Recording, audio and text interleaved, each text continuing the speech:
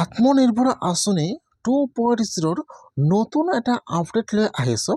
সেইটো আপডেট হ'ল যিসকলে এইবাৰ আত্মনিৰ্ভৰ আঁচনি 2.0 এপ্লিকেশ্যন কৰিছে, যদি এতিয়াও আপোনাৰ ফোন নম্বৰত SMS অহা নাই অথবা আপোনালোকে এতিয়াও আত্মনিৰ্ভৰ আঁচনি 2.0 ভেৰিফাই লিষ্টটো চোৱা নাই যে আপোনালোকৰ নামটো ৰিজেক্ট হৈছে নে ভেৰিফাই হৈছে, যদি আপোনাৰ ফোন নম্বৰত এতিয়াও কলো অহা নাই SMS অহা নাই, এতিয়া আপোনালোকে কি কৰিব লাগিব। আজি কিন্তু গুৰুত্বপূৰ্ণ আপডেট আহি গৈছে CM 2.0 যিসকলে এইবাৰ আত্মনিৰ্ভৰ আঁচনি 2.0 এপ্লিকেশ্যন কৰিছে। এতিয়া কিন্তু আজি সেইসকলে কাৰণে ভাল খবৰ আহি গ'ল, যিহেতু আজি হৈছে 4 ফেব্ৰুৱাৰী। আজিৰ পৰা কিন্তু সকলো যিসকলৰ নাম এপ্ৰুভ হৈছে সকলো ফোন নম্বৰত SMS আহি গৈছে। আজি কিন্তু এটা গুৰুত্বপূৰ্ণ আপডেট আহি গৈছে, সেইটো আপডেট হ'ল যিসকলে আত্মনিৰ্ভৰ আঁচনি 2.0 এপ্লিকেশ্যন কৰিছে, এতিয়া কিন্তু ফাইনেল লিষ্টটো মুকলি কৰা হ'ব 6 ফেব্ৰুৱাৰী তাৰিখে। যদি এতিয়াও আপোনালোকে লিষ্টটো চাব পৰা নাই তেনেহ'লে আপোনালোকে 6 ফেব্ৰুৱাৰীলৈকে ৱেইট কৰিব লাগিব। মই কিন্তু আপোনাৰ সুবিধাৰ কাৰণে লিংকটো মোৰ ডিছক্ৰিপশ্যনত দি দিম। আপোনালোকে 6 ফেব্ৰুৱাৰী তাৰিখে চেক কৰিব লিষ্টটো যে আপোনালোকৰ লিষ্টত নামটো আহিছে নে অহা নাই, যিহেতু আজিৰ পৰা SMS অহা আৰম্ভ হৈ গৈছে। যদি আপোনালোকৰ নামটো এপ্ৰুভ হৈছে তেনেহ'লে কিন্তু আপোনালোকৰ ফোন নম্বৰত SMS আহিব অথবা কিন্তু কলো আহিব পাৰে।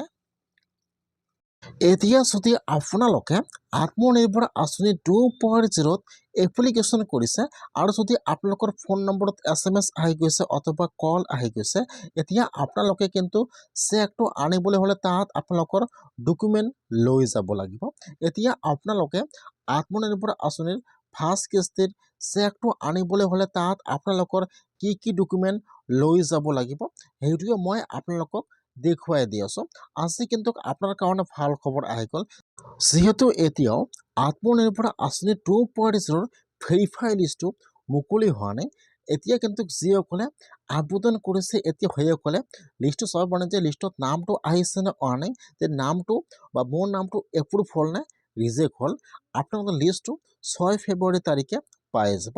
এতিয়া আপোনালোকৰ যদি নামটো এপ্ৰুভ হৈছে, যদি আপোনালোকৰ ফোন নম্বৰত SMS আহি গৈছে, এতিয়া আপোনালোকে চেকটো আনিবলৈ হ'লে আপোনালোকৰ কি কি ডকুমেণ্ট লাগিব ফাৰ্ষ্ট সেইটো জানিব। 1 নম্বৰত ডকুমেণ্ট লৈ যাব লাগিব আপোনালোকৰ পেন কাৰ্ড, তাৰপিছত লাগিব আপোনাৰ আধাৰ কাৰ্ড, তাৰপিছত লাগিব আপোনালোকৰ ভোটাৰ ID কাৰ্ড।